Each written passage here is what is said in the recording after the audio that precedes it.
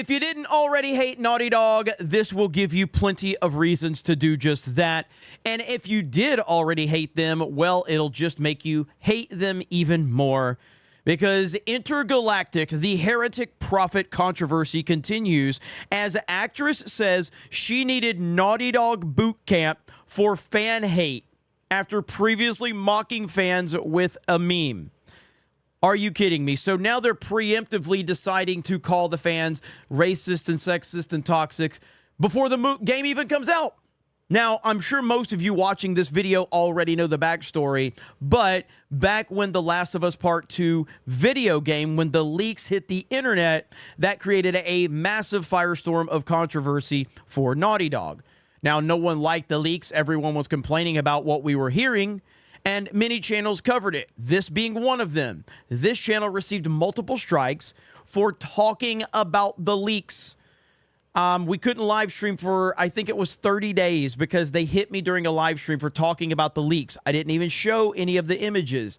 And of course, I did win my appeal, but it took 30 days to win that appeal, and I was suspended from live streaming. I also lost my Twitter account for about a year and a half because of Naughty Dog, because I posted a meme of Scott Steiner as Abby. Big Abby pump as you hook up, holler if you hear me. And to be fair, I did post that meme probably 30 or 40 times, if I can remember. Every time I would get a DMCA claim, I would just re-upload it with the words, fuck Naughty Dog. I did that until they banned my account. I didn't get my account back until Elon took over Twitter. And, of course, I've hated Naughty Dog ever since. Not only me, but this happened to a lot of other channels, by the way, where they were hitting people with strikes. And most people have lost all respect for Naughty Dog after that. Now here we are with Intergalactic, and they are preemptively deciding that the fans are the problem, not Neil Druckmann, not their wokeness, not their pronouns, not their identity politics, not their treatment of the fans. No, no, no, no, no. It's the fans' fault for being toxic. That's where we are with Naughty Dog. Naughty Dog's upcoming Intergalactic, the Heretic Prophet, continues to stir controversy every time it's mentioned. Neil Druckmann and Naughty Dog appear to be repeating a familiar strategy: provoke controversy, mock the backlash, and then weaponize identity politics when legitimate criticism inevitably follows. Every single time. Tati Gabriel, the actress leading Naughty Dog's upcoming sci-fi game Intergalactic, the Heretic Prophet, and is now being framed as a victim in training. In a new promotional interview, Gabrielle and Druckmann claim she's undergoing an emotional boot camp to prepare her for the type of fan response seen during the backlash of The Last of Us Part 2. Gabrielle cites the experience of Laura Bailey, who played the divisive character of Abby, as part of her preparation. Neil's been boot camping me, Gabrielle told Entertainment Weekly. I know Troy's experience, I know Ashley's experience, and I know Laura Bailey's experience. There is the cuck himself, Neil Druckmann, literal bitch, one of the most worthless people in all of the video games industry. She continued, I got a lot of love, but there was a lot of hate over me being a woman, of me being a woman of color, of me having a head shaved, all of these things that I didn't even actually initially see. I'm out of the social media zeitgeist for that reason, but once I did, Neil was like, ignore it. No, Neil didn't say ignore it. He said, ignore it. No matter what, me and you, we're going to make something beautiful. We're going to make something that we're proud of. Gabrielle said she was entering the game space cautiously. This is a world, video games, that I've never stepped into before. She said, so I don't want to put one thing in my mind of expecting it's going to be this way and then it's not, and then I'm unprepared or take it too lightly. My goodness. There is the like to dislike ratio on the Intergalactic, the Heretic Prophet. 246,000 downvotes. Congratulations, gamers. Good job on that one. But this narrative doesn't quite add up, especially when you look at what Gabrielle posted online just last year, shortly after the game's announcement trailer was ratioed into oblivion. The trailer for Intergalactic, first revealed at the Game Awards in 2024, received an overwhelmingly wave of negative responses on both the PlayStation and Naughty Dog YouTube pages. And what did she do in response?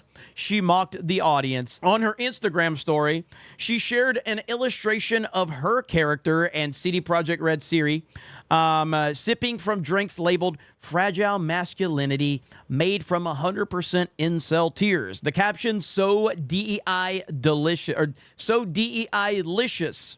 The post was topped with a taunt aimed squarely at critics. You mad, bro? There was no nuance, no room for dialogue, just open mockery towards anyone who had concerns about the direction of the game or its messaging. Goodness gracious. Meanwhile, Cuckman made it clear he expects controversy again. Speaking with 28 Days Later director Alex Garland, Cuckman reflected on The Last of Us Part 2 backlash. We made a game, The Last of Us Part 2. We made certain creative decisions that got us a lot of hate. A lot of people love it, but a lot of people hate that game. Garland replied, who gives a shit? Exactly, says Neil Cuckman.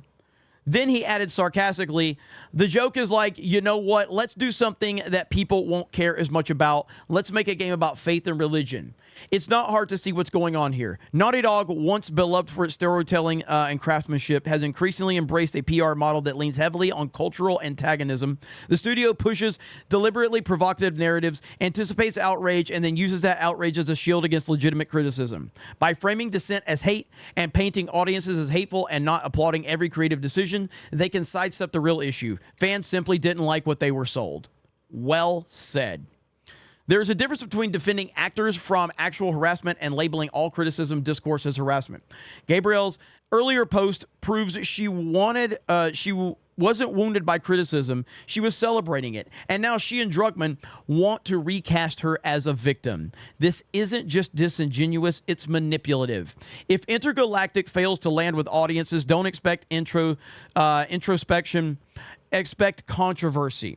Expect another round of think pieces blaming the audience, praising the bravery of the developers, and doubling down on the very strategy that pushed many fans away to begin with. Mocking fans with memes while claiming emotional fragility isn't good. It's a PR contradiction, and audiences are tired of it. Well said, Marvin, over on That Park Place.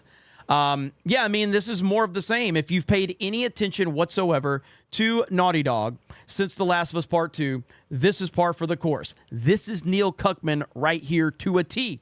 This is what they do.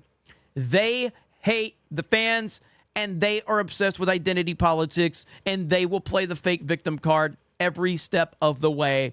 Nothing has changed. It will always be like this as long as Neil Cuckman and people like him are at this company or any company. Fans are sick and tired of this. This game is going to get mocked and destroyed, and rightfully so. You guys let me know your thoughts in the comments below. Thank you very much for checking out this video. And don't forget that Solo lost money.